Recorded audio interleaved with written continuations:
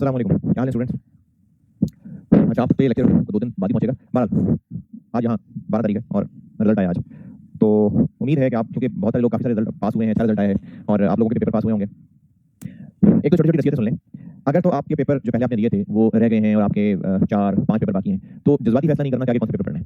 कुछ बच्चे होते हैं, उनके लेट्स से 5 पेपर रहते हैं, तो वो कहते हैं जी हम तो 5 इकट्ठे रखें, 5 इकट्ठे रख लेंगे। गर्मियों का महीना है, वैसे भी लाइव क्लासेस आपको नहीं मिल रही हैं, फिजिकल क्लासेस नहीं अवेलेबल हैं, लॉकडाउन पता नहीं कब तक चलेगा, अभी तक 15 जुलाई का है, पता नहीं आगे क्या होता है। 5 पेपर उसमें किस तरह मैनेज करेंगे, जज्बाती फैसला मत करिएगा।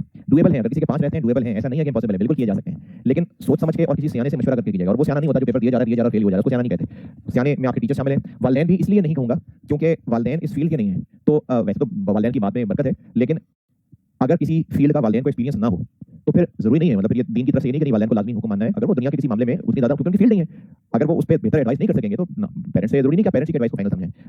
फर्माबरदारी एक अलग चीज है, उनको ओबे करना, इज्जत करना, मोहब्बत करना एक अलग चीज है, लेकिन अगर आपके पेरेंट्स फील्ड के नहीं है तो सिर्फ पेरेंट्स से मशवरा करने की बजाय बेहतर तो है कि अपने टीचर से मशवरा करें, या अपने को ऐसे दोस्त सीनियर जो पेपर पास कर चुके हैं, वो जो पेपर दिए जा रहे हैं और फेल हुए जा रहे हैं, उनसे नहीं मशवरे करें। अगर उनसे मशवरे करते भी हैं तो सिर्फ इस लिहाज से कि उनको क्या रीजन लग रहे हैं फेलियर्स की, क्योंकि वो भी अच्छे मशवरे दे सकते हैं। बहरहाल जो भी फैसला करिएगा आप मशवरे के साथ सोच समझ के करिएगा। कॉस्ट अकाउंटिंग के हवाले से अगर बात करें तो कॉस्ट अकाउंटिंग एक तो ये कि अल्हम्दुलिल्लाह मेरा कॉस्ट सर्टिफिकेट आया, अल्लाह का शुक्र है, और मैं बड़ा हरीस हूँ डिस्टिंक्शन के मामले में। तो मुझे अभी से ही फिर से तलब बन गई है कि जो कैमरा पार नौजवान बैठे हैं इनमें से कोई अगले अटेम्प्ट में भी सर्टिफिकेट लेगा, तो मुझे इसका अभी से इंतजार शुरू हो गया है। बहरहाल अल्लाह ताला के हाथ में। तो मेरे लिए भी मोटिवेशन वाली बात है, टीचर की भी खुशी होती है, इसमें कोई शक वाली बात नहीं है, मेरे लिए बहुत खुशी की बात है अगर मेरे किसी स्टूडेंट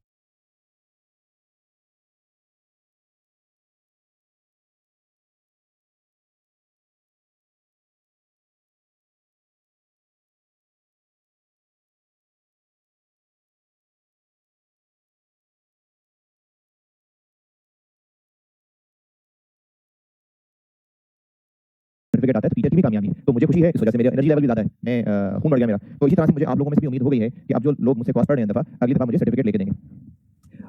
अभी जो कॉस्ट अकाउंटिंग का सबसे बड़ा कंसर्न है स्टूडेंट्स को, जो मुझसे बात पूछ भी रहे हैं कि क्या कोर्स कवर हो जाएगा, भाई देखिए कोर्स कवर करना मेरा काम है। हाँ, ये जरूर एक बड़ी हर्डल है कि आप लोग मेरे सामने बैठे नहीं हैं, बैठे तो चले हैं, रिलेटिव हो सकते हैं, लेकिन मुझे नहीं पता चल रहा, आपका इमीडिएट फीडबैक मुझ तक नहीं पहुंच रहा, क्योंकि कॉस्ट अकाउंटिंग बहुत ही ज्यादा कॉन्सेप्चुअल लॉजिकल सब्जेक्ट है। इसमें मैं पूरी कोशिश करता हूं कि कॉन्सेप्ट्स डिलीवर करूं, और कॉन्सेप्ट्स डिलीवर करने के बाद प्रैक्टिस करा करा के, खास तौर पे एग्जाम्स के लिए तैयार करूं आपको नोट्स लिखवा के। मेरी जब मैं कॉस्ट अकाउंटिंग पढ़ाने के लिए आया था आज से कोई 5 साल पहले, जब मैंने कॉस्ट अकाउंटिंग पढ़ानी शुरू की थी, तो मेरा कॉस्ट अकाउंटिंग पढ़ाने का जो मिशन था, आप समझ लीजिए, क्योंकि मैं इस चीज को फील करता था कि जो कॉस्ट अकाउंटिंग पढ़ने वाला बच्चा है वो समझ तो जाता ही होगा चीजें, लेकिन एग्जाम क्वेश्चन में जाके किस सवाल को कैसे करना है इसके लिए वो परेशान रहता था। तो मैंने जब कॉस्ट अकाउंटिंग पढ़ानी शुरू की थी तो मेरा तभी से इरादा था कि मैं ऐसे लेक्चर नोट्स तैयार कर दूं कि बच्चे उन लेक्चर नोट्स को पढ़ के मैक्सिमम तैयार हो जाए एग्जाम्स के लिए। तो मैं कोशिश करता हूं कि जो मैं लेक्चर नोट्स आपको बनवाऊंगा, अभी भी इंशाल्लाह बनाऊंगा, वो बहुत कंप्रिहेंसिव हो। अगर कोई बुक पढ़ता है बहुत अच्छी बात है, बुक्स पढ़नी चाहिए, लेकिन मैंने बेटा को जो पढ़ाना है ना वो सिर्फ आईकैप की बुक नहीं है, और बुक्स देख के उनका निचोड़ निकाल के, फिर जो आईकैप के जितने क्वेश्चन हैं उन सब क्वेश्चन को देख के, जो प्रैक्टिस मटेरियल अवेलेबल है, कुछ थोड़ा बहुत एसीसी का भी, इन सबको देख के अपने एक्सपीरियंस से, अपनी अकल से जोड़ तोड़ करके नोट्स बनाए हुए हैं। यानी जो मैं आपको लेक्चर नोट्स दिखा रहा हूं वो जरूरी नहीं है कि बिल्कुल उसी तरह से किताबों में लिखा मिलेगा, किताबों में जो होगा उससे कम होगा, मैं ज्यादा बता रहा हूं क्योंकि मैंने आपको एग्जाम क्वेश्चन सारे कवर करने हैं इसमें। तो इसलिए लेक्चर नोट्स में मेरा फोकस बहुत ज्यादा होता है। मैं इंशाल्लाह आपको अच्छे लेक्चर नोट्स, जो मैं एज अ स्टूडेंट, मैं जब स्टूडेंट था ना, स्टूडेंट था, मैं सीए किया है, तो मैं जब स्टूडेंट था तो मेरा अपना भी फोकस होता था कि लेक्चर नोट्स अच्छे तैयार होने चाहिए। मैं बड़े अच्छे साफ सुथरे लेक्चर नोट्स बनाता था, उसमें हेडिंग्स वगैरह देके दरस वगैरह शाख बनाता था।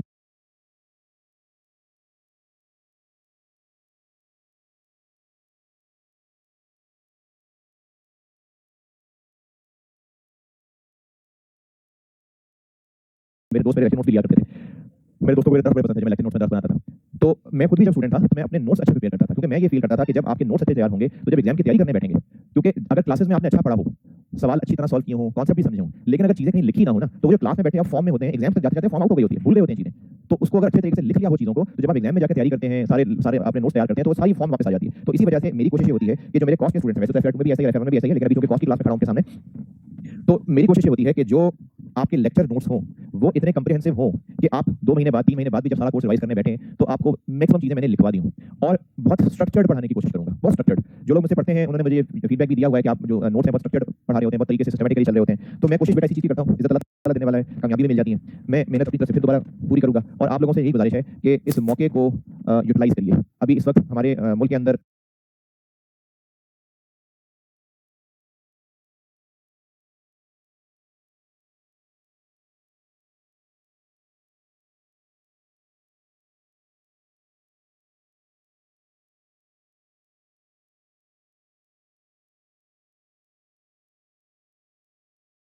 लॉकडाउन की वजह से पढ़ाई बहुत अफेक्टेड है, लेकिन अगर आप चाहें तो इसमें से भी आप पॉजिटिव चीजें देख सकते हैं। सबसे बड़ा पॉजिटिव तो ये है कि आपको जो बाहर आने में, कॉलेज आने जाने में टाइम लगता था, वो टाइम बच रहा है, आपकी एनर्जी बच रही है, ये पॉजिटिव है। अगर आप लोगों को फिजिकल क्लासेस के अंदर बैठ के टीचर से पूछने का मौका नहीं मिल रहा, ठीक है, नेगेटिव है, लेकिन रिकॉर्डेड लेक्चर में आपको लेक्चर पूरी तरह तफसील से समझा के आपको वीडियो पहुंच जाएगी। फिर आपका आने जाने का टाइम निकल रहा है, फिर वो जो दोस्तों के साथ बैठ के गप्पे मारते थे, घूमने फिरने निकल जाते थे, जो जिंदगी टाइम जाया करते थे, वो बच गया। तो पॉजिटिव्स बहुत सारे हैं। तो अगर आप इसमें पढ़ना चाहेंगे तो पॉजिटिव्स बहुत ज्यादा है। अगर करना चाहें तो अभी भी हमारी क्लासेस तकरीबन 3 महीने चलेगी, अगस्त के कोशिश करूंगा मैं 10-12 तक छोड़ दूं आपको, ताकि आप आगे एग्जाम की तैयारी भी कर सकें। लेकिन इतना ही तो बनती है, इतनी तारीख तक तो जाना बनता है। तो तकरीबन 3 महीने हमारे पास है। हाँ, इसमें ईद भी है, आपने ईद को भी सेलिब्रेट करना है, फिर उसमें देखेंगे कॉलेज की तरफ से कितनी छुट्टियां होती हैं। लेकिन उसके बाद जो बड़ी ईद के दिन आएंगे उनको भी देखना पड़ेगा, उसमें भी आपने गोश्त तुम के आप पढ़ाई करने के काबिल नहीं रह गए होंगे। तो बीच में कुछ छुट्टियां आएंगी, लेकिन कोशिश है कि तकरीबन कुछ 150 घंटे मिल जाएं कि आपको मैं कोर्स कवर करा सकूं। कोर्स इंशाल्लाह कवर हो जाएगा, तसल्ली से कवर हो जाएगा। जो लोगों के जहन में ये अशकाल है कि अब क्लासेस इतनी लेट शुरू हो रही हैं, मई आधा गुजर गया है, रिजल्ट भी आ गया है, अब हमारे पास टाइम कम है, तो कहीं इस क्लास के अंदर वो लोग भी होंगे जो रिपीट कर रहे होंगे, क्योंकि फेल हुए होंगे तो रिपीट कर रहे होंगे, तो क्या सर उन रिपीटर्स की वजह से टपाना शुरू कर देंगे? नहीं। जो लोग रिपीटर्स हैं उनको भी मेरा पैगाम है कि जो लोग रिपीटर्स हैं और मुझसे पहले पढ़ चुके हुए हैं उनको तो उतना ज्यादा मसला नहीं होगा, लेकिन जिन्होंने किसी दूसरे टीचर से पढ़ा है तो बेटा आपको शदीद किस्म का मसला आएगा, शदीद किस्म का।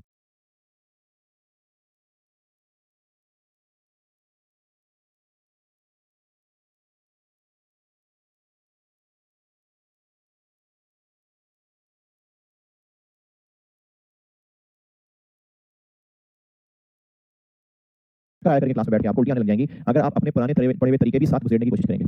तो जिन्होंने पहले जिस टीचर से पढ़ लिया था, आप फेल हो गए, पेपर पास नहीं कर सके, लेकिन आपके टीचर बहुत अच्छे थे, उन्होंने बहुत अच्छा पढ़ाया था। बाद आप पेपर पास नहीं कर सके और अब अगर आप दोबारा पढ़ने आए हैं, जो पहले उन्होंने पढ़ाया था बिल्कुल अच्छा पढ़ाया था, जबरदस्त पढ़ाया था, मैं भी पढ़ाऊंगा आपको, लेकिन अगर आप मिक्स करना शुरू कर देंगे, अगर आप कहेंगे जी प्रोसेस कॉस्टिंग मैंने जो पहले टीचर से पढ़ी थी मुझे वो आती है काफी हद तक, चलिए सर वाले भी मैं साथ साथ मिक्स कर दूंगा, नहीं, फिर बहुत मसला हो जाएगा। क्योंकि कॉस्ट अकाउंटिंग में सवाल करने के तरीके, चीजें समझाने के तरीके, वर्किंग के फॉर्मेट, जैसे मैंने प्रोसेस कॉस्टिंग का नाम लिया है, फिर जिस तरह से उसमें केसेस लॉसेस के बनाए गए होते हैं, फिर इस तरह से जो वेरिएंस के फार्मूले हैं, हर टीचर के थोड़े बहुत फर्क होते हैं। तो अगर आप किसी और टीचर से पहले पढ़ के आए हैं, यकीनन वो बहुत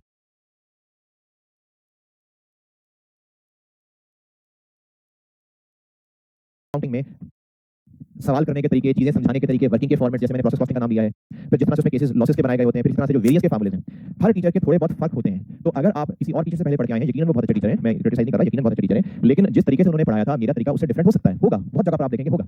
जब आप उनके पढ़ाए हुए तरीकों को मेरे साथ मिक्स करके चलने की कोशिश करेंगे, जब आप समझेंगे कि वेरिएंस मुझे बहुत सारा आता है, थोड़ा सा रह गया, तो मुझे थोड़ा सा उससे कर लूंगा, नहीं पिछला भी जाएगा।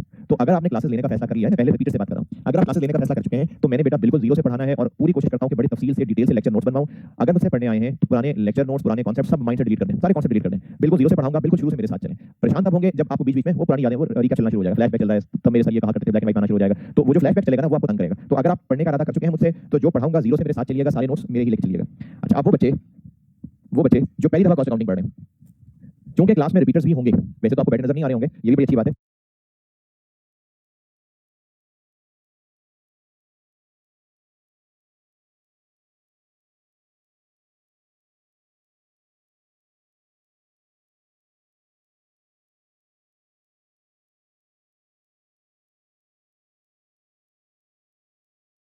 क्योंकि रिपीटर जब होते हैं ना क्लास के अंदर, और मैं जब क्लास में कुछ चीज समझा रहा होता हूं तो बीच बीच में साथ साथ बोलने लग जाते हैं, पहले सॉल्व कर लेते हैं, तो नए लोग परेशान हो जाते हैं, उनको लगता है कि हमसे ही नहीं हो रहा, बाकियों से हो रहा है, हमें नहीं आता, हम ही मनूज हैं। तो अब फायदा ये है कि आपको बाकी लोगों की आवाजें नहीं आ रही। तो जो नए लोग हैं वो बिल्कुल मुझ पर यकीन रखिए, मैंने कॉस्ट अकाउंटिंग बिल्कुल जीरो से, बिल्कुल स्क्रैच से पढ़ानी है, यही समझ के पढ़ानी है कि आपने कॉस्ट अकाउंटिंग नहीं पढ़ी थी पहले। मेरे लिए जो रिपीटर्स हैं क्लास में वो भी ऐसे ही है जैसे वो पहली दफा पढ़ रहे हैं, तो अगर आता होता तो पहले पास हो जाते। तो इसलिए मैंने बिल्कुल जीरो से पढ़ाना है, बिल्कुल जीरो से।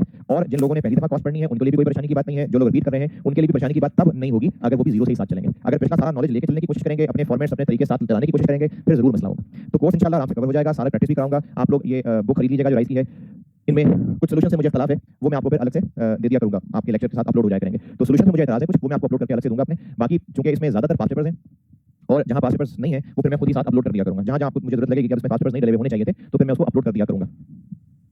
तो आपके लिए प्रैक्टिस के लिए आईकैप की बुक होनी चाहिए, आईकैप की बुक आपके पास होनी चाहिए, हार्ड कॉपी शायद मिल जाए, नहीं तो ऑनलाइन तो होनी ही चाहिए, उसको डाउनलोड कर लें। मेरे नजदीक लेक्चर नोट्स मेरे दी मोस्ट इंपॉर्टेंट, राइस का क्वेश्चन बैंक जो आपको राइस की बुक मिल जाएगी, प्रैक्टिस मैनुअल, इसके अंदर पास पेपर्स हैं मेजॉरिटी, कुछ और सवाल भी हैं, और जो मुझे में कुछ मजीद एडिशन करने लगेगी मैं एडिशन भी कर दूंगा, आपको मैं सॉफ्ट कॉपी दे दिया करूंगा। जब जिस दिन लॉकडाउन खत्म हो गया, जिस दिन क्लासेस शुरू हो गई, उस दिन हम फिजिकली दूसरे के सामने बैठे होंगे, तब तक आप मेरी वीडियोस ही देख रहे होंगे। तो आपके पास लेक्चर नोट्स सबसे इंपॉर्टेंट चीज, वो आपने बहुत एहतियात से ध्यान से बनाने हैं।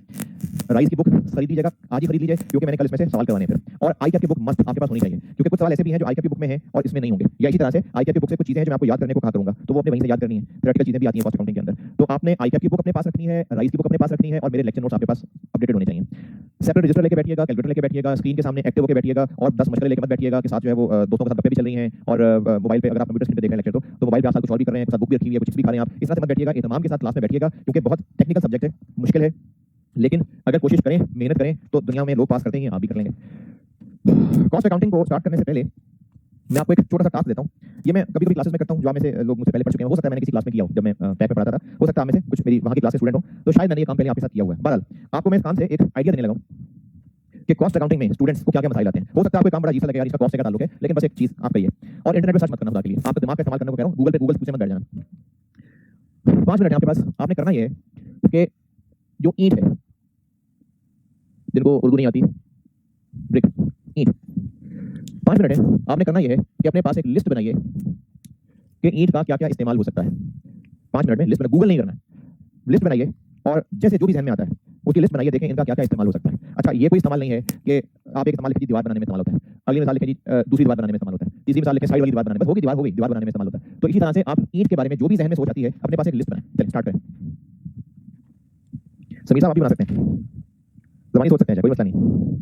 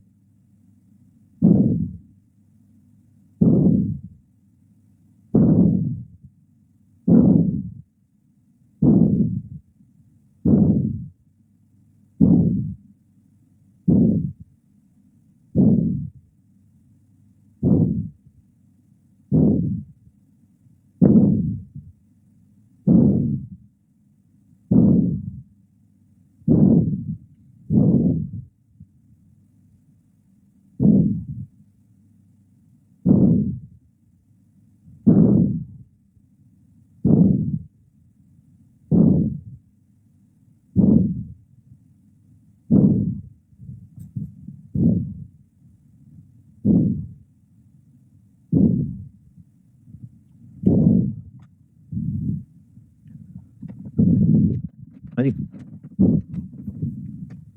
हाँ जी, क्या क्या कर सकते हैं जी सभी भाई, क्या क्या कर सकते हैं? सर फाड़ने के लिए इस्तेमाल हो सकता है। हाँ जी, कैमरामैन साहब है जी, ये भी इन्होंने मशवरा दिया कि सर फाड़ सकते हैं। चलिए जबरदस्त। और जी हाँ भी, कभी विकेट नहीं बनाई, कभी गली में क्रिकेट खेला हो, विकेट बनाने के लिए काम आती। अच्छा, और वजन के तौर पे काम आती है, वट्टा बना लेते हैं इसका, वजन के तौर पे इसको तोड़ के तो उसको आधा किलो का वट्टा बना लेते हैं दुकानदार, तो ये वजन के लिए इस्तेमाल होता है। अच्छा, फिर इसके अलावा कभी छत पे कपड़े सुखाने के लिए डाले हो, हैं कपड़े रखें उस पर ये रख दें कि उड़े ना, तो कपड़े पर रखने के लिए।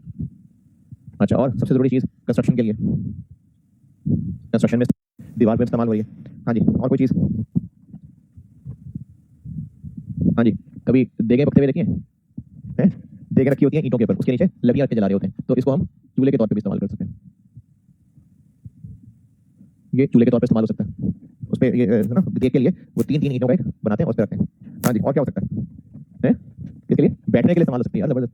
छत पे इकट्ठे हुए हैं, ईंटें पकड़ी और बैठ गए। और क्या हो सकता है? गर्म करके सेकने के इस्तेमाल हो सकती है, वट्टा है, गर्म करें, पत्थर है, हीट एब्जॉर्ब करेगा, हीट एब्जॉर्बर के तौर पे इस्तेमाल हो सकता है, ये सेकने के काम आएगा। और कुछ? हाँ जी, कभी बारिश में देखा हो, कीचड़ है, पैदल चलने वाले हैं, रास्ता बनाने में इस्तेमाल हो जाती है। फिर क्रिकेट खेल रहे होते हैं तो बाउंड्री के लिए ईंट रख देते हैं, ये बाउंड्री है, तो इसको हम निशानी के तौर पे इस्तेमाल कर लेते हैं। अच्छा, ये जो लिस्ट बनाई आपके सामने, इसका कॉस्ट अकाउंटिंग से क्या ताल्लुक है? कॉस्ट अकाउंटिंग से ताल्लुक ये है, मैंने इसको ये जो इधर यहाँ पर शुगर लगाया है, इसका कॉस्ट अकाउंटिंग से ताल्लुक सिर्फ मैं ये बनाना चाह रहा हूँ कि अब जो मैंने इस वक्त एक बात कही थी कि आप ईंट का इस्तेमाल सोचें, लिखें। अब इसमें कुछ सुस्त लोग ऐसे होंगे, क्या फजूल काम है यार, छोड़, देखते सर क्या करते हैं। इन लोगों ने अपना दिमाग इस्तेमाल करने के लिए अपने आप को ही रोक दिया। कोशिश ही नहीं की दिमाग इस्तेमाल करने की, क्योंकि उनको चीज बेकार लगी, क्या करना है सोचने का, आउट ऑफ द बॉक्स सोचने की कोशिश नहीं की, क्रिएटिविटी की कोशिश ही नहीं की, ये लोग नाकाम हो जाएंगे कॉस्ट अकाउंटिंग के अंदर। कुछ लोग ऐसे होंगे जिन्होंने सिर्फ सामने देखा, जहां बैठे हुए थे दीवार, दीवार नजर आ रही है, दीवार कंस्ट्रक्शन, बस इनकी सोच यही खत्म हो गई और कंस्ट्रक्शन ही से रिलेटेड सोचते रहे क्योंकि सामने दीवार नजर आ रही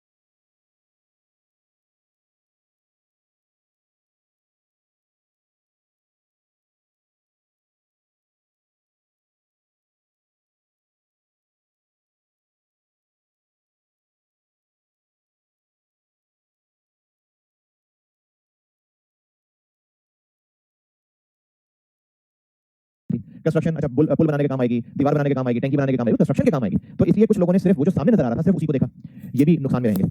मैं ये चाहता था आपसे कि आप अपने दिमाग के अंदर जो जो कुछ आपकी मेमोरी में है, अब मैंने जितना कुछ यहाँ सामने लिखा है, खासतौर पर जो बॉयज हैं, ये क्रिकेट खेलने वाली चीजें, फिर ये देख पकते हुए किसी को देखा हो, या रास्ता बनाने के लिए जो ईंटें रख के रास्ता बनाया होता है कीचड़ के लिए, अब ये सारी की सारी चीजें आपके कहीं ना कहीं ज़हन में होंगी, ऑब्जर्वेशन में होंगी, हो सकता है और भी कहीं हो जो मैंने ना लिखा हो, मेरे भी ज़हन में ना आई हो। तो ये चीजों का मेरा मकसद ये था बेटा कि आपसे मैं चाहता हूं कि आपका दिमाग नंबर 1 सोचने के लिए तैयार हो कि मैंने सोचना है, क्रिएटिव होकर सोचना है।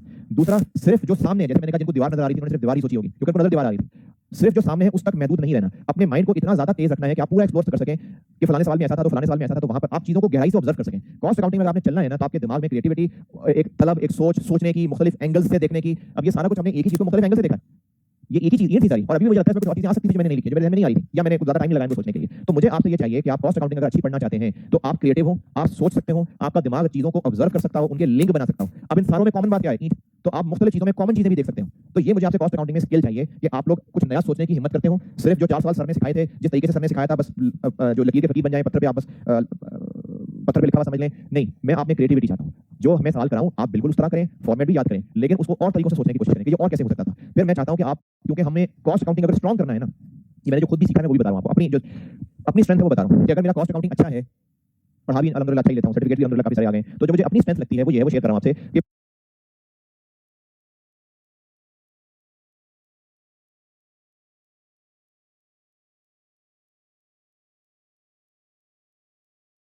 पूरा चैप्टर पढ़ने के बाद उसके सारे सवालों को ओवरऑल देखता हूं कि इन सब सवालों में कॉमन क्या था, इन सब सवालों में फर्क क्या था, इस सवाल को ऐसे किया था तो फलाने सवाल को ऐसे क्यों नहीं किया था, इस सवाल में ऐसा क्या लिखा था जिस वजह से फलाने सवाल से डिफरेंट हो गया था।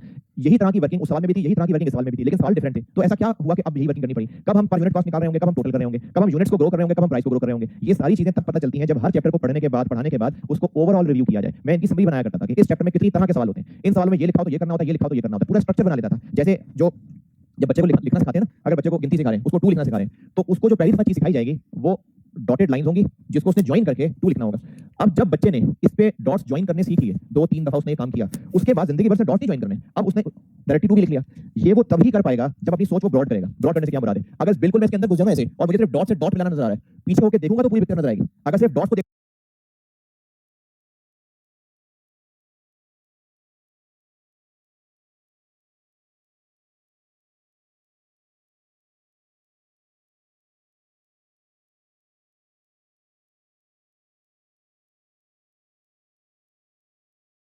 और मुझे सिर्फ डॉट से डॉट मिलाना नजर आ रहा है, पीछे होकर देखूंगा तो पूरी पिक्चर नजर आएगी। अगर सिर्फ डॉट्स को देखता रहूंगा तो मैं सिर्फ डॉट्स को डॉट से ही मिला सकता हूं, लेकिन जब पीछे होकर देखूंगा तो मुझे इसकी पूरी पिक्चर पता चल रही है कि अच्छा ये ऐसे कर्व बन रहा है, फिर ये लेफ्ट को आ रहा है, फिर स्ट्रेट लाइन है। जब बच्चा भी इस तरह डॉट्स मिलाता है, लेकिन जब वो पूरी ओवरऑल पिक्चर ऑब्जर्व करता है ना, तब वो इस काबिल होता है कि टू लिख सके। तो इंसान की लर्निंग की टेक्निक यही है। तो मैंने कॉस्ट अकाउंटिंग में आपको यही सिखाना है। मैं आपको जरूर डॉट्स लगा के दूंगा, लेकिन आपने उन चैप्टर्स को पूरा करने के बाद ओवरऑल पिक्चर जरूर देखनी है। आपने ये जरूर देखना है कि इस पूरे चैप्टर के अंदर किस तरह के सवाल थे, जो कॉन्सेप्ट दिया गया था उसको कैसे हैंडल किया गया था, उस कॉन्सेप्ट का और किससे लिंक बनता था, फलाने चैप्टर में भी इससे मिलते जुलते काम किया करते थे, तब ऐसा क्यों नहीं था, ये आज जाके बात क्यों हुई, ये फलाने दिन बात क्यों नहीं हुई थी, तब हम लोगों ने स्टैंडर्ड के तरह के सवाल किए थे, अब हम स्टैंडर्ड कॉस्ट का वर्ड पढ़ चुके हैं तो हम ये सवाल क्यों कर रहे हैं। ये बहुत सारे सवाल हैं जो आप जब कॉस्ट अकाउंटिंग पढ़ेंगे तो आपको समझ आएंगे। तो की पॉइंट ये है कि आप आउट ऑफ द बॉक्स सोचने वाले हो, क्रिएटिव हो, मेहनत के लिए तैयार हो, मुख्तलिफ चीजों को ऑब्जर्व कर सकें, एक ही चीज को मुख्तलिफ एंगल से देख सकें, इससे कॉन्सेप्ट क्लियर होते हैं। सिर्फ सीधा चलने से आपकी टांगें मजबूत नहीं होंगी, आपकी जमीन पे ग्रिप ज्यादा नहीं होगी। जब आप उल्टा भी चल सकते हैं, जब आप साइड पे भी चल सकते हैं, जब इस साइड पे भी चल सकते हैं, अब आपकी ग्रिप मजबूत हो जाएगी। जिन लोगों को ड्राइविंग आती है, अगर इत्तेफाक है ड्राइविंग करने का, तो जो सिर्फ गाड़ी आगे चला सकता है वो अच्छा ड्राइवर नहीं है। रिवर्स करना भी आना चाहिए, लेफ्ट मुड़ना भी आना चाहिए, राइट मुड़ना भी आना चाहिए, तब मजबूती से ग्रिप आएगी। तो कॉस्ट अकाउंटिंग के सवालों में कभी हम आगे जा रहे होंगे, कभी पीछे आ रहे होंगे, कभी लेफ्ट जा रहे होंगे, कभी राइट जा रहे होंगे, कभी घूमे फिर वापस आ रहे होंगे। तो ये सारा कुछ कॉस्ट अकाउंटिंग में होने जा रहा है। तो अगर आप अपने कॉन्सेप्ट पे ग्रिप रखेंगे, अगर आप चीजों को एनालिटिकली सोचेंगे, और सबसे इंपॉर्टेंट बात, चैप्टर खत्म करने के बाद आप उस चैप्टर को पूरे के पूरे को ओवरऑल भी व्यू करेंगे कि इसमें किस तरह के सवाल थे, क्या नक्शा बन रहा था, क्या स्ट्रक्चर बन रहा था, क्या कॉमन था और क्या डिफरेंस था। जब ये गौर करना शुरू कर देंगे ना, तो कॉस्ट अकाउंटिंग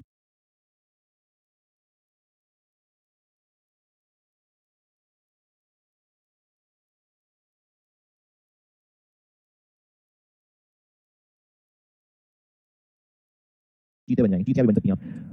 चलिए जी, कॉस्ट अकाउंटिंग शुरू करते हैं।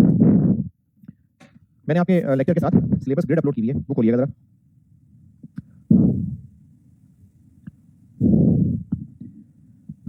4 ग्रेड हैं, इसमें अगर आप चैप्टर्स की तादाद देखेंगे तो 18 चैप्टर्स बनते हैं। तो कॉस्ट अकाउंटिंग में आपकी बुक के अंदर 18 चैप्टर्स, ये मैंने आईकैप की बुक के रेफरेंस दिए हैं, ये जो चैप्टर नंबर साथ लिखे हैं ना, सिलेबस ग्रेड की देखिए, फाइल खुलेगी पीडीएफ।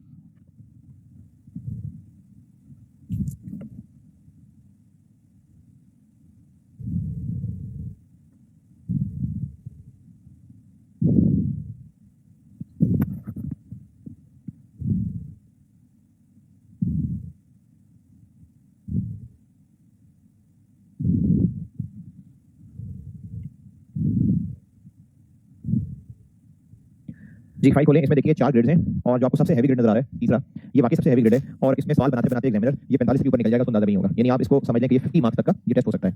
और ये 4 चैप्टर्स हैं और इन 4 चैप्टर्स के साथ एक और चैप्टर मैं जोड़ देता हूं, ये जो 5वां ग्रेड है ना, इसमें चैप्टर है टाइम वैल्यू ऑफ मनी, इसमें से भी सवाल लाजमी आता है, तकरीबन 15 नंबर का सवाल यहाँ से भी आता है। तो तीसरे ग्रेड के 4 चैप्टर्स और ये जो चौथे ग्रेड में टाइम वैल्यू मनी वाला चैप्टर है, असल में ये डिसीजन मेकिंग है लेकिन चैप्टर का नाम तो टाइम वैल्यू मनी है तो मैंने टाइम वैल्यू मनी रख दिया, वरना ये लॉन्ग टर्म डिसीजन मेकिंग है। तो ये 5 चैप्टर ऐसे हैं, बजटिंग,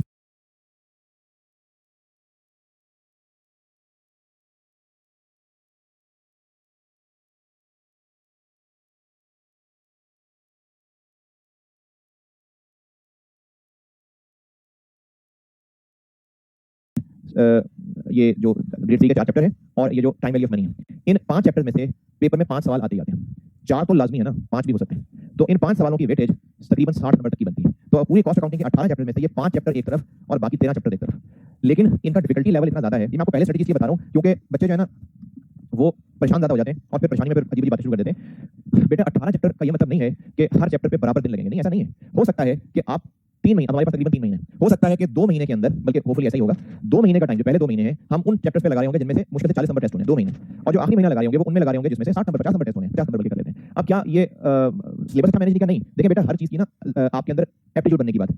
आसान चैप्टर्स पे टाइम लगेगा, आपके अंदर कॉन्सेप्ट बिल्ड होंगे, स्ट्रेंथ बनेगी, फिर आप इस काबिल हो जाएंगे कि अब आप दौड़ भी सकते हैं, तब आप ताकतवर बन जाएंगे, फिर ये बड़े चैप्टर संभालने के काबिल होंगे। लेकिन अगर मैं आपकी बेस ही ना बनाऊं, अगर आपने अपने बेसिस को स्ट्रांग नहीं किया, तो फिर मैं ये मुश्किल वाले चैप्टर्स आपको 3 महीने भी पढ़ाता रहूंगा, 3 महीने भी आप उनको बड़ी काफी टांगों से उठा रहे होंगे। तो इसलिए स्ट्रेटजी मेरी यही है कि 2 महीने में आपको इस काबिल बनाना है कि आप आखिरी महीने के अंदर इन मुश्किल चैप्टर्स को कर सकें। ये मैं पहले दिन इसलिए बता रहा हूं क्योंकि वो बच्चे जो साथ साथ नहीं पढ़ते ही नहीं है, आखिर में जाकर सोचते चलो पढ़ लेना चाहिए, और जब आखिर में ये हैवी चैप्टर्स आते हैं तो वो उनके हाथों और भूल जाते हैं और फिर वो अपने जहन में बैठा लेते हैं कि सर ने तो आखिर में मुश्किल पढ़ा है। देखें, आपने जो आज तक जिंदगी के 10-12 साल स्कूल में सीखा है, आपने उस स्कूल में जो मैथ थोड़ा थोड़ा करके सीखा, जो इंग्लिश थोड़ी थोड़ी करके सीखी, तो वो 10-12 साल की मेहनत है, तो ही आप 4-4 महीने में कैफ के पेपर कवर कर लेते हैं। ये नहीं हो सकता कि 4 महीने में आपको जो कैफ कितने सारे पेपर पढ़ाए जा रहे हैं तो आप कहीं स्कूल में पढ़ाना शुरू कर देते हैं। भाई आप स्कूल में 10-12 साल मेहनत करके इस काबिल हो गए हैं कि आप 4 महीने में कैफ पेपर पास कर लेते हैं। तो इसी तरह से कॉस्ट अकाउंटिंग में भी पहले टाइम के ऊपर आपका कॉन्सेप्ट बिल्ड होगा, आपका हौसला बढ़ेगा, आप चीजें सीखना शुरू करेंगे, फिर आप इस काबिल हो जाएंगे, स्ट्रांग हो गए होंगे, आपकी टांगें मजबूत हो गई होंगी, फिर आप इन मजबूत भारी चैप्टर्स का भी वजन उठा सकेंगे। लेकिन अगर आप मेरे साथ शुरू से साथ साथ चलेंगे तो बेटा फिर ये सब कामयाबी आ सकती है। अगर मेरे साथ साथ साथ नहीं चलेंगे तो मेरे बच्चे मुश्किलें तो आएंगी। तो इसलिए शुरू से मेरे साथ चलिएगा, जो मैं रोज पढ़ाऊं उसको अच्छी तरह रोज कवर करिएगा जाके, जो आपको होमवर्क दूं, स्पेशली होमवर्क, मेरे पढ़ाने के प्लान के अंदर होमवर्क का बहुत अमल दखल होता है, जो होमवर्क दूं वो करके आइएगा ताकि मैं होमवर्क डिस्कस करूं और अगले पढ़ाऊं, क्योंकि अगर आप मेरे साथ होमवर्क नहीं करेंगे ना तो मेरा प्लान डिस्टर्ब हो जाता है। तो इसलिए आप लोगों ने मेरे साथ चलना है। कॉस्ट अकाउंटिंग कैफ के मुश्किल 3 पेपर्स में से है, लेकिन अगर आप मेरे साथ साथ चल लेंगे, जो नसीहतें करूंगा उसको मानते चलेंगे, मेहनत करते रहेंगे, इंशाल्लाह जरूर पास हो जाएंगे। मुश्किल पेपर है तो जिन लोगों की प्रोसेसिंग बहुत स्लो है, जिनको बहुत देर से चीजें समझ आती हैं, उनको और ज्यादा मेहनत करनी पड़ेगी, क्योंकि कॉस्ट अकाउंटिंग के लिए अगर आपका माइंड जल्दी प्रोसेस कर लेता है, अगर आपको न्यूमेरिकल अच्छे लगते हैं, तो फिर कॉस्ट अकाउंटिंग मेरे एक्सपीरियंस के मुताबिक सबसे इंटरेस्टिंग सब्जेक्ट है कैफ का। तो इसलिए अगर आपका प्रोसेसिंग अच्छी है तो आप इसको यकीनन एंजॉय करेंगे, लेकिन अगर आपकी प्रोसेसिंग स्लो है तो फिर आपको मेहनत बेटा और ज्यादा करनी पड़ेगी। तो इस ग्रेड में देखिए, इसमें जो ज्यादा हैवी मार्क्स हैं वो मैंने आपको बता दिया, तीसरे चौथे ग्रेड में चैप्टर है, लेकिन स्टार्ट में कर रहा हूं ग्रेड 1 से। इसमें टाइम थोड़ा सा ज्यादा इसलिए लगेगा क्योंकि अभी आप बिल्कुल शुरू से चल रहे होंगे, बिल्कुल कच्चे से आपको चला रहा होगा, तो इनमें आपको थोड़ा सा टाइम ज्यादा लगेगा। मार्क्स इनके थोड़े हैं, पहले ग्रेड के मार्क्स थोड़े हैं, लेकिन इनमें टाइम ज्यादा लग जाएगा क्योंकि आप अभी नन्हे मुन्ने बच्चे भी चलना सीख रहे हैं। जब बच्चा खड़ा होता है ना तो उसको 100 मीटर स्प्रिंट की दौड़ में नहीं दौड़ा देते, पहले उसको उंगली पकड़ के चलाते हैं, पहले वो आस्ता आस्ता चलता है, पहले दौड़ाएंगे टांगें टेढ़ी हो जाएंगी उसकी, तो पहले वो आस्ता आस्ता खड़े होकर चलना सीखता है, जब चल लेता है तो फिर वो तेज भागता है, फिर सारी फुटियां उसको आ जाती है, लेकिन पहले उसको आस्ता आस्ता चलाना पड़ता है। तो मैंने इस तरह से आपको कॉस्ट अकाउंटिंग में पहले उंगली पकड़ के चलाना है, फिर जब आप सही हो जाएंगे, जब आपकी टांगें मजबूत हो जाएंगी, जब हड्डियां सही जुड़ जाएंगी, फिर आप उल्टाबाजियां भी लगाएंगे और दौड़ेंगे भी, उल्टे भी दौड़ेंगे। तो इसमें से मैं पहला ग्रेड स्टार्ट कर रहा हूं। जो चैप्टर स्टार्ट किया करूंगा उसका चैप्टर आई कैप की बुक वाला भी लिखा करूंगा ताकि आपका कंट्रोल रहे। तो आपने लेक्चर नोट्स अच्छे तरीके से बनाने हैं, राइस की जो क्वेश्चन बैंक की बुक है वो आपके पास होनी चाहिए और आई कैप की बुक होनी चाहिए। ये 3 बुक्स लेके आप मेरे सामने स्क्रीन के सामने बैठते हैं।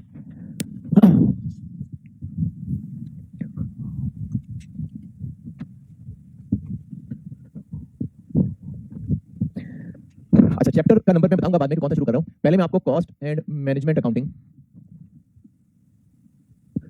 पेपर कैफ 8, पहले मैं आपको इसको ओवरऑल आइडिया देता हूं। समीर भाई आपको भी कॉस्ट खा के भेजना है, एक्टिव रहना है, अब तो शुरू से पढ़ रहे हो ना। कॉस्ट एंड मैनेजमेंट अकाउंटिंग का आपको आइडिया दे रहा हूं कि कॉस्ट एंड मैनेजमेंट अकाउंटिंग है क्या चीज।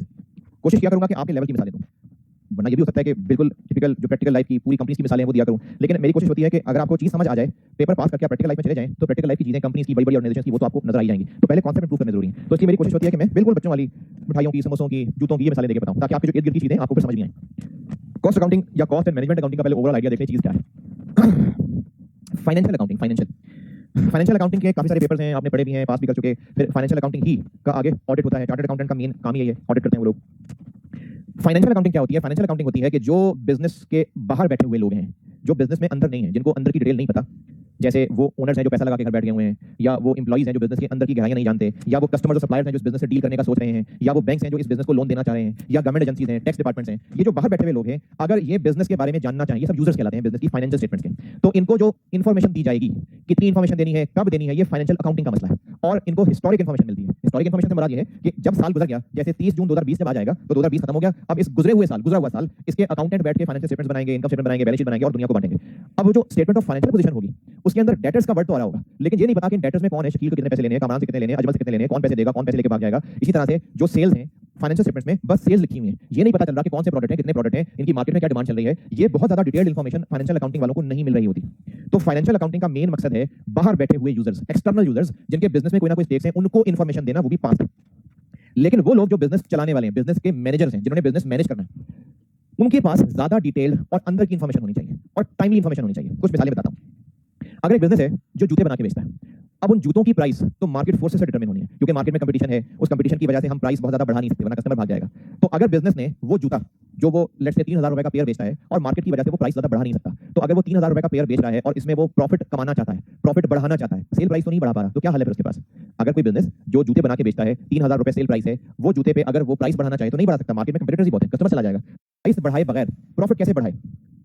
हाँ जी, प्रॉफिट बढ़ाना है, सेल प्राइस नहीं बढ़ा सकते, तो क्या तरीका है?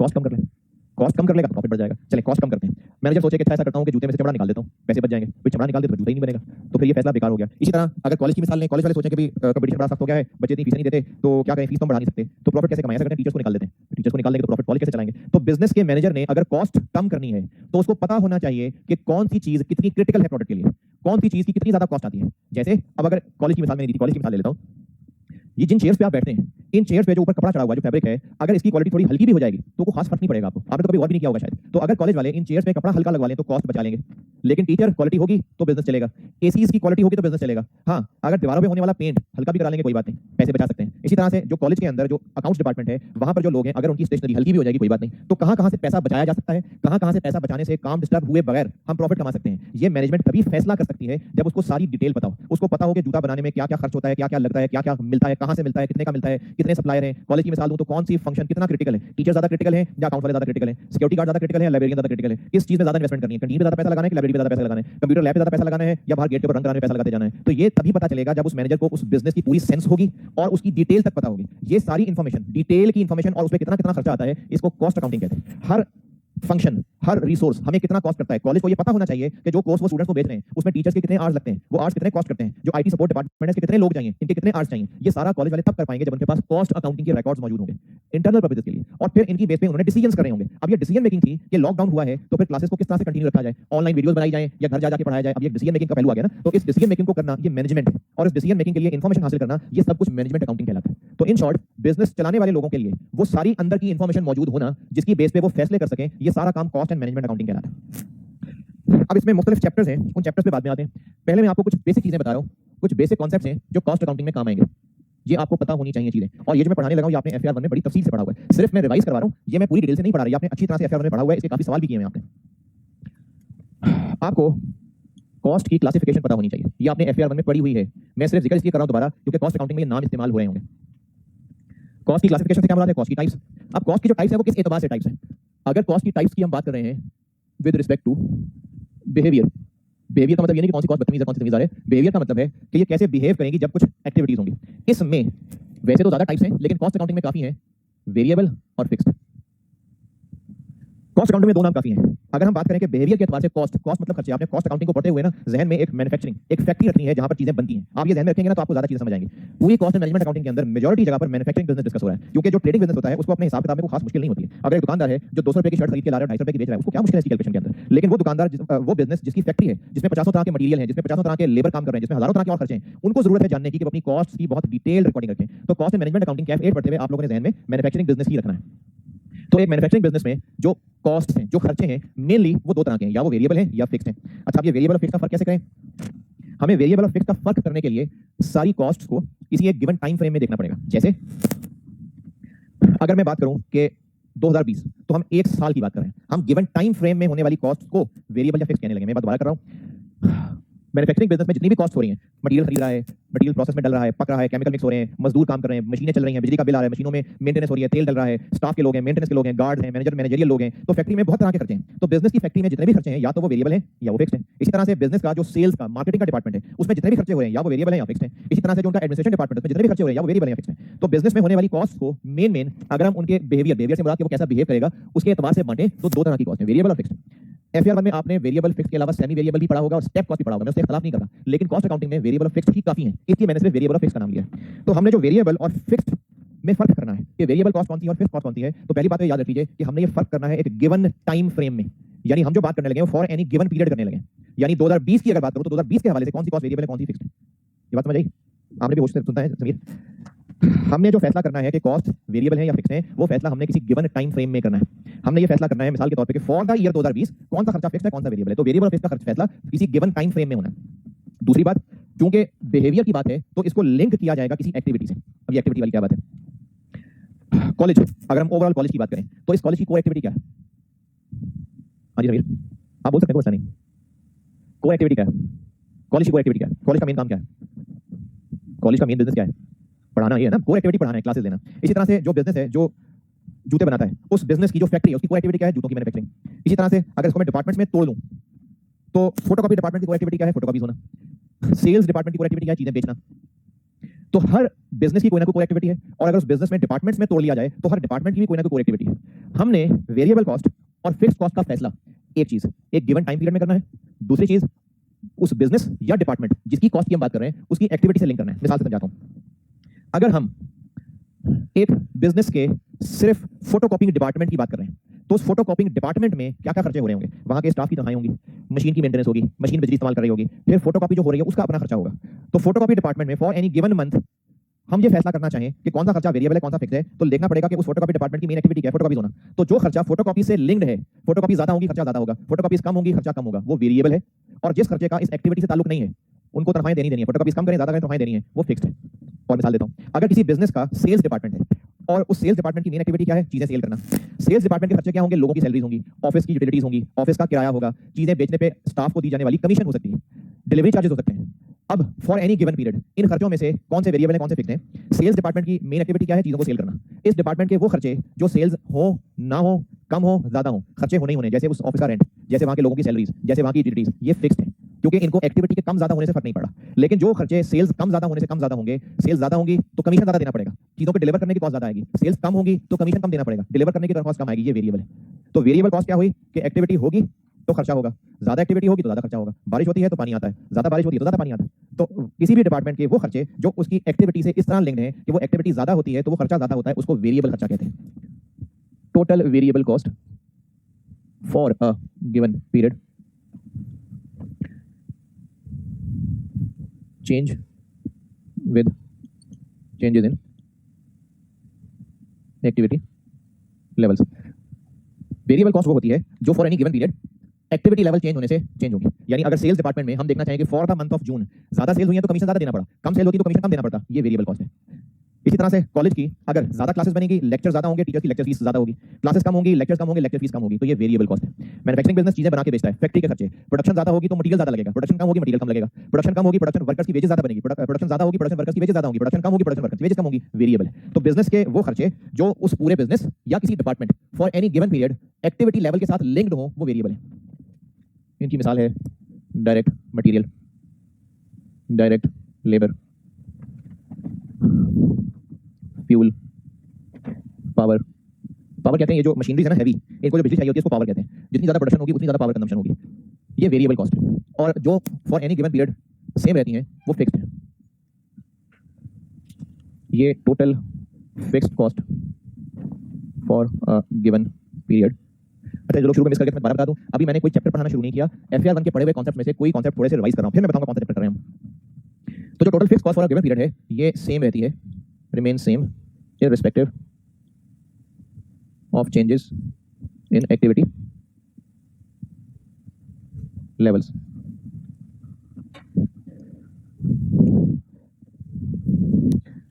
यार जो रिफिल करते हैं ना उसको कहिएगा कि खुल के रिफिल किया करें। फिक्स अभी आज के लिए तो खैर है, अभी आज तो चल जाएगा। फिक्स कॉस्ट वो है जो एक्टिविटी लेवल कम ज्यादा होने से फर्क नहीं पड़ रहा। मिसाल के तौर पे सेल ऑफिस का रेंट है तो रेंट तो उतना ही रहेगा, या परमानेंट स्टाफ की सैलरीज हैं वो तो उतनी ही रहेंगी। तो ये होती है वेरिएबल और फिक्स कॉस्ट। एक ये चीज आपको कॉस्ट अकाउंटिंग में काम आएगी। फिर इसके अलावा इसी तरह क्लासिफिकेशन ही की बात कर रहा हूं। अगर हम देखें टाइप्स, ये खत्म हो गई बात। अगर हम देखें टाइप्स विद रिस्पेक्ट टू, ये विद रिस्पेक्ट टू है रिलेशन विद प्रोडक्ट। अगर हम देखें कि प्रोडक्ट के साथ रिलेशन से किस तरह की कॉस्ट होती है, तो ये दो तरह की होती है। वो कॉस्ट जिनका ताल्लुक प्रोडक्ट के साथ, प्रोडक्ट क्या जो हम बनाते हैं, इतना डायरेक्ट है कि हमें ये पता होगा कि प्रोडक्ट का एक यूनिट बनाएंगे तो कितनी कॉस्ट आएगी। दोबारा, वो खर्चे जिनका प्रोडक्ट के साथ जो हम बना रहे हैं इतना डायरेक्ट ताल्लुक है कि हमें पता हो कि एक यूनिट ऑफ प्रोडक्ट बनेगा तो कितनी कॉस्ट आएगी। जैसे अगर बिजनेस स्टैंडर्ड साइज के फैक्ट्री वर्कर्स के रबर के जूते बनाता है, लेदर के ग्लव्स बनाता है, तो बिजनेस को पता है कि एक पेयर ऑफ ग्लव्स बनाने के लिए 1 गज लेदर चाहिए। मिसाल दे रहा हूं, एक पेयर के लिए 1 गज लेदर लगेगा। एक पेयर के लिए मजदूर को 1000 रुपए मजदूरी दी जाएगी। तो ये कॉस्ट डायरेक्टली रिलेटेड है कि पता है कि एक यूनिट ऑफ प्रोडक्ट बनाने में कितना खर्चा आता है। इनको डायरेक्ट कॉस्ट कहते हैं। लेकिन वो कॉस्ट जिनका प्रोडक्ट बनाने में डायरेक्टली इन्वॉल्वमेंट नहीं है, जैसे अगर फैक्ट्री के अंदर मजदूर बैठा फुटबॉल सीख रहा है, तो जो पंखे चल रहे हैं उनका फुटबॉल सीने से डायरेक्ट ताल्लुक नहीं है। एक फुटबॉल बनाने के लिए कितनी देर पंखा चल रहा है, कोई ताल्लुक ही नहीं। अगर 50 मजदूरों के ऊपर एक सुपरवाइजर है जो चल फिर के देख रहा है कि मजदूर सही काम कर रहे हैं कि नहीं कर रहे हैं, उसका फुटबॉल सीने से कोई डायरेक्ट ताल्लुक नहीं है। तो वो खर्चे जिनका ताल्लुक प्रोडक्ट के साथ इतना डायरेक्ट है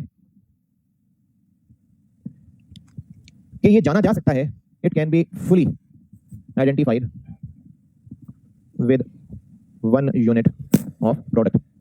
यानी इसका अंदाजा लगाया जा सकता है कि प्रोडक्ट का एक यूनिट बनेगा तो कितना कितना खर्चा आएगा। जैसे मैंने मिसाल दी थी कि वो मजदूर जो ग्लव्स सी रहा है उसको 1000 रुपए दे रहे हैं, तो एक ग्लव्स का पेयर बनाने की मजदूरी 1000 रुपए डायरेक्टली पता चल रहा है। एक पेयर ऑफ ग्लव्स बनाने के लिए 1 गज चमड़ा लग रहा है, तो 2000 रुपए का चमड़ा लग रहा है, डायरेक्टली पता चल गया। तो वो कहलाएगी डायरेक्ट कॉस्ट। इसकी मिसालें आपको कॉस्ट अकाउंटिंग में दो ही मिलेंगी, डायरेक्ट मटेरियल और डायरेक्ट लेबर। डायरेक्ट मटेरियल वो होता है जो प्रोडक्ट का हिस्सा बन रहा होता है, जो प्रोडक्ट का हिस्सा होता है। जैसे फुटबॉल है उसमें लगने वाला चमड़ा डायरेक्ट मटेरियल है, जूता है उसमें लगने वाला चमड़ा डायरेक्ट मटेरियल है। डायरेक्ट लेबर वो बंदा जो खुद हाथ से प्रोडक्शन करने में इन्वॉल्व है, वो वर्कर जो फुटबॉल हाथ से सी रहा है डायरेक्ट लेबर है, वो वर्कर जो शर्ट हाथ से सी रहा है डायरेक्ट लेबर है। तो ये वो खर्चों की मिसालें हैं जो डायरेक्ट है। क्यों? क्योंकि ये प्रोडक्ट की प्रोडक्शन के साथ इतने डायरेक्टली लिंक्ड है कि पता है कि एक यूनिट बनाने में कितना खर्चा लगता है। इसको डायरेक्ट कॉस्ट कहते हैं। और जो ये नहीं है उसको इनडायरेक्ट कॉस्ट कहते हैं। इनडायरेक्ट कॉस्ट क्या हुई? बस इसमें नॉट लगा देते हैं। It can not be fully identified with 1 unit of product. और इसकी लंबी लिस्ट है। क्यों? क्योंकि फैक्ट्री के सारे खर्चे डायरेक्ट मटेरियल और डायरेक्ट लेबर के अलावा जितने भी खर्चे हैं, फैक्ट्री के बिजली का बिल है, फ्यूल है, वहां के परमानेंट लोगों की सैलरीज है, मेंटेनेंस है, इंश्योरेंस है, फैक्ट्री के जो भी खर्चे हैं वो सारे इनडायरेक्ट हैं और उनके लिए एक ही वर्ड इस्तेमाल होता है और वो है फैक्ट्री ओवरहेड्स, जिनको प्यार से मैं एफओएच कहा करूंगा। तो आपको वेरिएबल कॉस्ट और फिक्स कॉस्ट क्या होती है ये पता होना चाहिए, और आपको डायरेक्ट कॉस्ट और इनडायरेक्ट कॉस्ट क्या होती है ये पता होना चाहिए। ये दो ऐसी मेन चीजें थी जो मैंने आपको एफएआर 1 से पढ़े हुए कॉन्सेप्ट रिवाइज करवाए।